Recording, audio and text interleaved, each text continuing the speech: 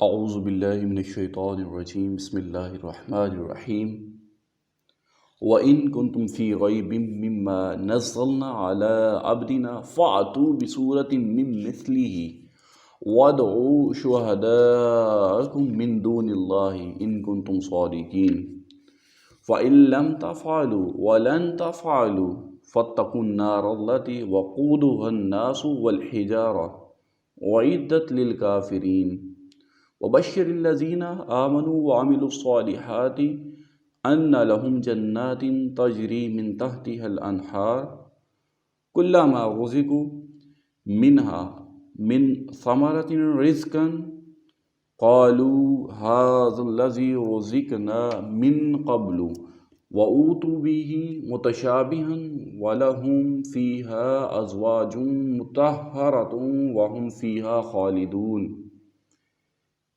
ان اللہ لا یستحیی ان یضرب مثلا ما بعودة فما فوقها فاما الذین آمنوا فیعلمون انہ الحق من ربهم واما الذین کفروا فیقولون ماذا اراد اللہ بهذا مثلا یضل به کثیرا ویہدی به کثیرا وما یضل به إلا الفاسقين الذين ينقضون عهد الله من بعد ميثاقه ويقطعون ما أمر الله به أن يوصل ويفسدون في الأرض أولئك هم الخاسرون صدق الله العظيم وصدق رسوله النبي الكريم۔ آج ہم نے سورہ بقرہ پہلا پارہ ہے، آیت نمبر 23 سے آیت نمبر 27 تک تلاوت کرنے کا شرف حاصل کیا۔ اللہ رب العزت سے دعا ہے کہ اللہ تعالی ہمیں علم نافع عطا فرمائے اور اس علم کی بدولت ہم اسلام، اپنے والدین اور ملک پاکستان کی خدمت کر سکیں، اور اللہ رب العزت ہمیں ٹھیک طرح سے پڑھنے، سمجھنے اور اس کے بعد عمل کرنے کی توفیق عطا فرمائے، آمین بجاہ النبی الامین۔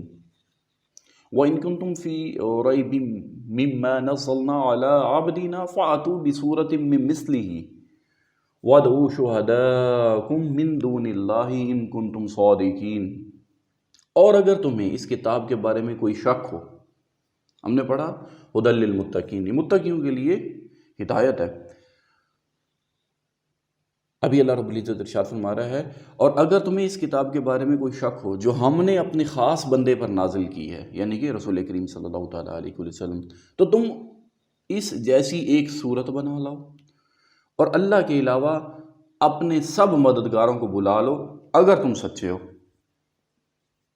یعنی کہ قرآن کریم کی کسی ایک صورت جیسی کوئی صورت بنا لاؤ۔ وَإِن كُنتُمْ فِي رَيْبٍ، اور اگر تمہیں کچھ شک ہو۔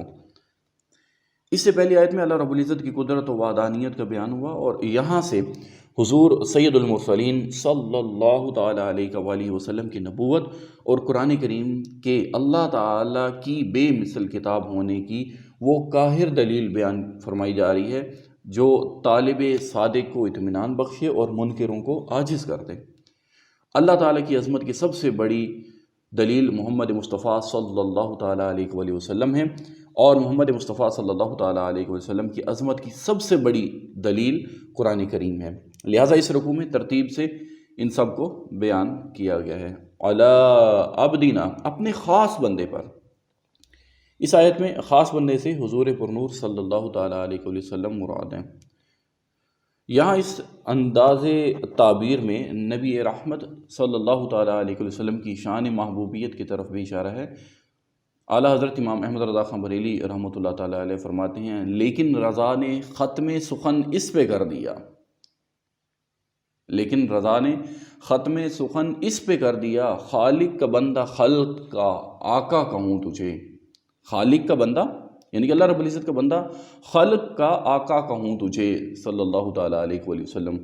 فَأْتُوا بِسُورَةٍ مِّن مِّثْلِهِ، تو تم اس جیسی ایک صورت بنا لاؤ۔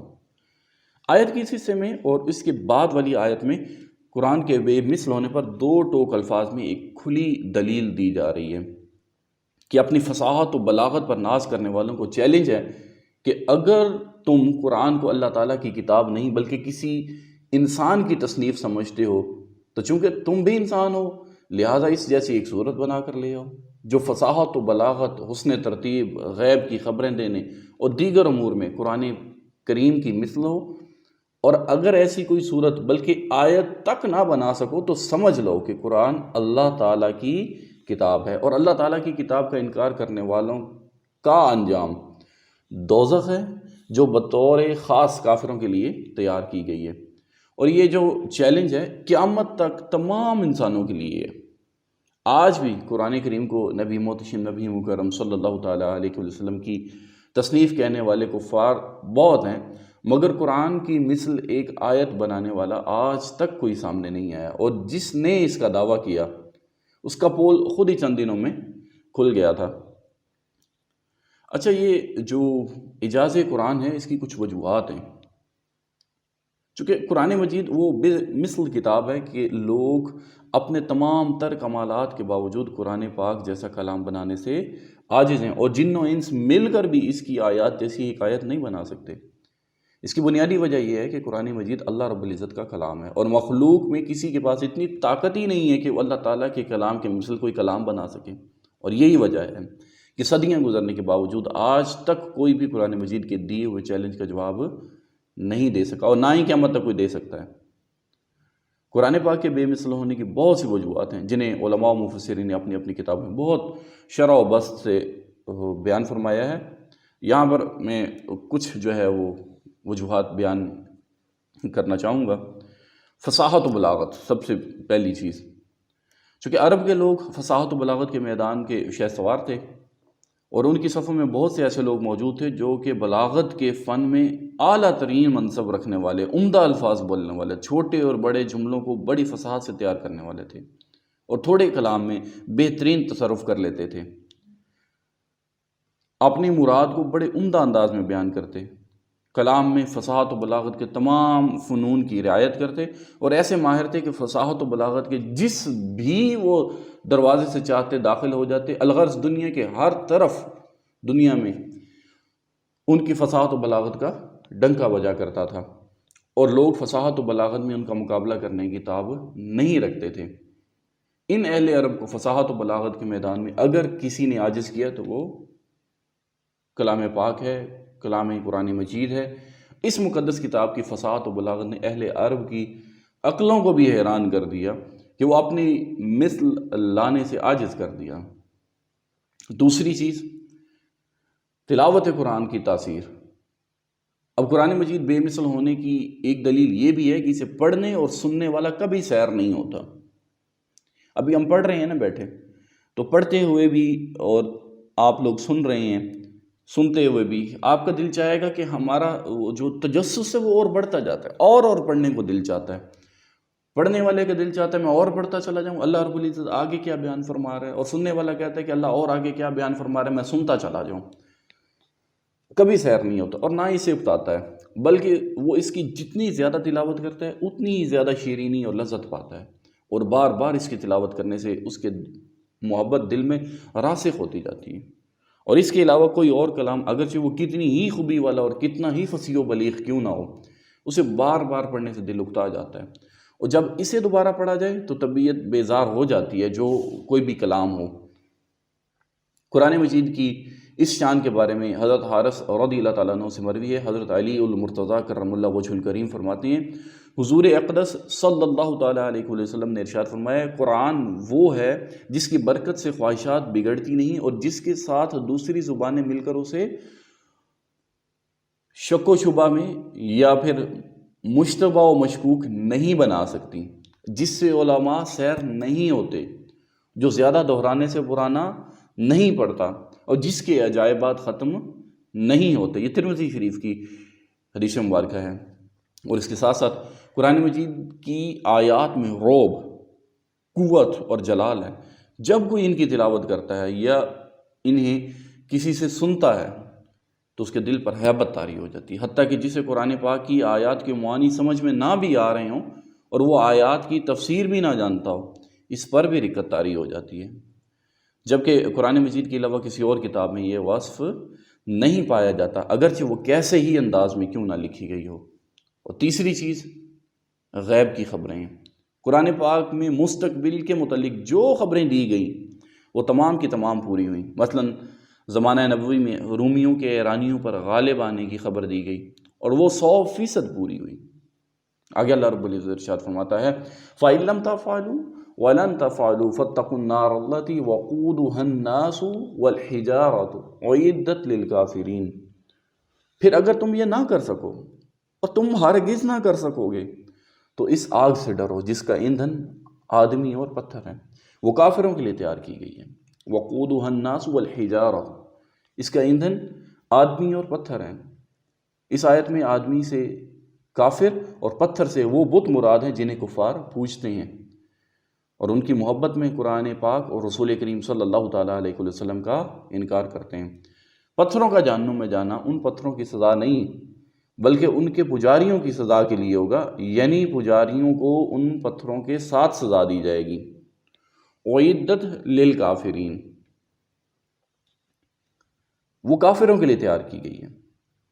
اس سے معلوم ہوا کہ دوزخ پیدا ہو چکی ہے، کیونکہ یہاں ماضی کے الفاظ ہیں اس کے ساتھ ساتھ کافروں کے لیے فرمانے میں یہ بھی اشارہ ہے کہ مومنین اللہ تعالیٰ کے فضل و کرم سے جہنم میں ہمیشہ داخلے سے محفوظ رہیں گے، کیونکہ جہنم بطور خاص کافروں کے لیے پیدا کی گئی ہے۔ وَبَشِّرِ الَّذِينَ آمَنُوا وَعَمِلُوا الصَّالِحَاتِ أَنَّ لَهُمْ جَنَّاتٍ تَجْرِي مِن تَحْتِهَا الْأَنْهَارُ كُلَّمَا رُزِقُوا مِنْهَا مِنْ ثَمَرَةٍ رِزْقًا قَالُوا هَذَا الَّذِي رُزِقْنَا مِنْ قَبْلُ وَأُوتُوا بِهَا مُتَشَابِهًا وَلَهُمْ فِيهَا أَزْوَاجٌ مُطَهَّرَةٌ وَهُمْ فِيهَا خَالِدُونَ، اور ان لوگوں کو خوشخبری دو جو ایمان لائے اور انہوں نے اچھے عمل کیے، اور ان کے لیے ایسے باغات ہیں جن کے نیچے نہریں بہہ رہی ہیں۔ جب انہیں ان باغوں سے کوئی پھل کھانے کو دیا جائے گا تو کہیں گے یہ تو وہی رزق ہے جو ہمیں پہلے دیا گیا تھا، حالانکہ انہیں ملتا جلتا پھل دیا گیا تھا، اور ان کے لیے ان باغوں میں پاکیزہ بیویاں ہوں گی اور وہ ان باغوں میں ہمیشہ رہیں گے۔ وَبَشِّرِ الَّذِينَ آمَنُوا وَعَمِلُوا الصَّالِحَاتِ، اور ان لوگوں کو خوشخبری دو جو ایمان لائے اور انہوں نے اچھے عمل کیے۔ ایمان لانے کے بعد اچھے عمل کا ہونا انتہائی ضروری ہے۔ اللہ تعالیٰ کی سنت یہ ہے کہ قرآن کریم میں ترغیب یعنی ڈرانے کے ساتھ ترغیب کا بھی ذکر فرماتا ہے، اسی لیے کفار اور ان کے اعمال و عذاب کے ذکر کے بعد مومنین اور ان کے اعمال و ثواب کا ذکر فرمایا اور انہیں جنت کی بشارت دی۔ صالحات یعنی نیکیاں وہ عمل ہیں جو شرعاً اچھے ہوں، ان میں فرائض و نوافل سب داخل ہیں۔ یہاں بھی ایمان اور عمل کو جدا جدا بیان کیا گیا، جس سے معلوم یہ ہوا کہ عمل ایمان کا جز نہیں ہے۔ جو ایمان لائے اور پھر اچھے عمل کیے، یعنی کہ ایمان لانا ایک الگ بات ہے اور عمل کرنا الگ بات ہے۔ وَأُوتُوا بِهِ مُتَشَابِهًا، اور انہیں ملتا جلتا پھل دیا گیا۔ جنت کے پھل رنگت میں آپس میں ملتے جلتے ہوں گے مگر ذائقے میں جدا جدا ہوں گے، اس لیے ایک دفعہ ملنے کے بعد جب دوبارہ پھل ملیں تو جنتی یہ کہیں گے کہ یہ پھل تو ہمیں پہلے بھی مل چکا ہے، مگر جب وہ کھائیں گے تو اس سے نئی لذت پائیں گے اور ان کا لطف بہت زیادہ ہو جائے گا۔ اس کا یہ بھی معنی بیان کیا گیا ہے کہ انہیں دنیاوی پھلوں سے ملتے جلتے پھل دیے جائیں گے، یعنی کہ دنیا میں جو پھل آپ نے کھائے یا ملے آپ کو اللہ کی نعمتیں، ان سے ملتے جلتے پھل دیے جائیں گے تاکہ وہ ان پھلوں سے مانوس رہیں، لیکن جنتی پھل ذائقے میں دنیاوی پھلوں سے بہت اعلیٰ ہوں گے۔ ازواج مطہرۃ، پاکیزہ بیویاں، جنتی بیویاں خواہ حوریں ہوں یا اور سب کی سب تمام ناپاکیوں اور گندگیوں سے مبرہ ہوں گی، نہ جسم پر میل ہوگا نہ کوئی اور گندگی، اور اس کے ساتھ ہی وہ بد مزاجی اور بد خلقی سے بھی پاک ہوں گی۔ وَهُمْ فِيهَا خَالِدُونَ، وہ ان باغوں میں ہمیشہ رہیں گے۔ جنتی نہ کبھی فنا ہوں گے نہ ہی جنت سے نکالے جائیں گے، لہٰذا جنت اور اہل جنت کے لیے فنا نہیں ہے، یعنی کہ جنت اہل جنت کے لیے فنا نہیں۔ ان اللہ لا یستحی ان یضرب مثلا ما بعودۃ فما فوقها فاما الذین آمنوا فیعلمون انہ الحق من ربهم وَأَمَّا الَّذِينَ كَفَرُوا فَيَقُولُونَ مَاذَا أَرَادَ اللَّهُ بِهَذَا مَثَلًا يُضِلُّ بِهِ كَثِيرًا وَيَهْدِي بِهِ كَثِيرًا وَمَا يُضِلُّ بِهِ إِلَّا الْفَاسِقِينَ۔ بے شک اللہ تعالیٰ اس سے حیا نہیں فرماتا کہ مثال سمجھانے کے لیے کیسی ہی چیز کا ذکر فرمائے، مچھر ہو یا اس سے بھی بڑھ کر۔ بہرحال ایمان والے تو جانتے ہیں کہ یہ ان کے رب کی طرف سے حق ہے، اور رہے کافر تو وہ کہتے ہیں کہ اس مثال سے اللہ کی کیا مراد ہے۔ اللہ بہت سے لوگوں کو اس کے ذریعے گمراہ کرتا ہے اور بہت سے لوگوں کو ہدایت عطا فرماتا ہے، اور وہ ان کے ذریعے صرف نافرمانوں کو ہی گمراہ کرتا ہے۔ ان اللہ لا یستحیی، بے شک اللہ تعالیٰ اس سے حیا نہیں فرماتا۔ جب اللہ تعالیٰ نے سورہ بقرہ کے دوسرے رکوع میں منافقوں کی 2 مثالیں بیان فرمائیں تو منافقوں نے یہ اعتراض کیا کہ اللہ تعالیٰ کی شان اس سے بلند تر ہے کہ ایسی مثالیں بیان فرمائے، اور بعض علماء نے فرمایا کہ جب اللہ تعالیٰ نے کفار کے معبودوں کی کمزوری کو مکڑی کے جالوں وغیرہ کی مثالوں سے بیان فرمایا تو کافروں نے اس پر اعتراض کیا، تو اس کے رد میں یہ آیہ کریمہ نازل ہوئی۔ چونکہ مثالوں کا بیان حکمت کے مطابق اور مضمون کو دل نشیں کرنے والا ہوتا ہے، اور ماہرین کلام کا یہ طریقہ یہی بلکہ اپنایا جاتا ہے کہ اس لیے مثال بیان کرنے پر اعتراض کرنا غلط ہوتا ہے۔ یضل بہ کثیرا، اللہ بہت سے لوگوں کو اس کے ذریعے گمراہ کرتا ہے۔ ان الفاظ سے کافروں کو جواب دیا گیا ہے کہ مثالیں بیان کرنے سے اللہ تعالیٰ کا کیا مقصود ہے۔ نیز مومنوں اور کافروں کے مقولے اس کی دلیل ہیں کہ قرآنی مثالوں کے ذریعے بہت سے لوگ گمراہ ہوتے ہیں جن کی عقلوں پر جہالت کا غلبہ ہوتا ہے، اور جن کی عادت صرف ضد، مقابلہ بازی، انکار اور مخالفت ہوتی ہے، اور کلام کے بالکل معقول، مناسب اور موقع محل کے مطابق ہونے کے باوجود اس کا انکار کر دیتے ہیں۔ اور انہی مثالوں کے ذریعے اللہ تعالیٰ بہت سے لوگوں کو ہدایت عطا فرماتا ہے جو غور و تحقیق کے عادی ہوتے ہیں اور انصاف کے خلاف بات نہیں کہتے ہیں، جو جانتے ہیں کہ حکمت یہی ہے کہ عظیم المرتبہ چیز کی مثال کسی قدر و قیمت والی چیز سے اور حقیر چیز کی مثال کسی ادنا شے سے دی جاتی ہے، جیسا کہ اوپر آیت نمبر 17 میں حق کی مثال نور سے اور باطل کی مثال تاریکی سے دی گئی ہے۔ نزول قرآن کا اصل مقصد تو ہدایت ہے، لیکن چونکہ بہت سے لوگ اپنی کم فہمی کی وجہ سے قرآن کریم کو سن کر گمراہ بھی ہوتے ہیں، لہٰذا اس اعتبار سے فرمایا کہ قرآن کے ذریعے بہت سے لوگ گمراہ ہوتے ہیں۔ ذاتی ایکسپیرینس میرا یہ ہے کہ ایک پاکستانی مجھے کہنے لگے یہ تو ہدی للمتقین ہے۔ میں نے کہا جی بالکل ہے۔ کہتا پھر ہم تو متقین ہی، ہمارے لیے تو ہے ہی نہیں ہے۔ استغفر اللہ ثم معاذ اللہ، ایسے لوگ موجود ہیں پاکستان میں۔ تو اللہ رب العزت سے ڈرتے رہنا چاہیے، اس قسم کے لوگوں جیسا نہیں ہو جانا چاہیے۔ وما یضل بہ الا الفاسقین، اور اس کے ذریعے صرف نافرمانوں کو ہی گمراہ کرتا ہے، مومنوں کو نہیں کرتا، نافرمانوں کو کرتا ہے۔ شریعت میں فاسق اس نافرمان کو کہتے ہیں، فاسق جو کبیرہ گناہ کا مرتکب ہو۔ فسق کے 3 درجے ہیں۔ پہلا درجہ ایک تغابی، پہلا وہ یہ کہ آدمی اتفاقیہ کسی کبیرہ گناہ کا مرتکب ہو جائے اور اس کو برا ہی جانتا رہے، فسق کیا اس نے۔ دوسرا انہماک، کہ کبیرہ گناہوں کا عادی ہو گیا اور اس سے بچنے کی پرواہ نہیں کرتا۔ اور تیسرا درجہ جہود، کہ حرام کو اچھا جان کر ارتکاب کرے، اس درجہ والا ایمان سے بھی محروم ہو جاتا ہے۔ جو مطلب کہ غلط کرتا بھی رہے اور اس کو اچھا بھی جانے تو پھر وہ ایمان سے بھی محروم ہو جاتا ہے۔ پہلے 2 درجوں میں جب تک سب سے بڑے کبیرہ گناہ یعنی کفر و شرک کا ارتکاب نہ کرے وہ مومن و مسلمان ہے، وہ کافر نہیں ہوتا۔ اور یہ مذکورہ آیت میں فاسقین سے نامراد وہ لوگ ہیں جو نافرمان ہیں، جو ایمان سے خارج ہو گئے ہیں۔ الذین ینقضون عہد اللہ من بعد میثاقہ ویقطعون ما امر اللہ بہ ان یوصل ویفسدون فی الارض اولئک هم الخاسرون، وہ لوگ جو اللہ کے وعدے کو پختہ ہونے کے بعد توڑ ڈالتے ہیں اور اس چیز کو کاٹتے ہیں جس کے جوڑنے کا اللہ نے حکم دیا ہے، اور زمین میں فساد پھیلاتے ہیں، تو یہی لوگ نقصان اٹھانے والے ہیں۔ الذین ینقضون عہد اللہ اور وہ جو اللہ کا عہد توڑتے ہیں۔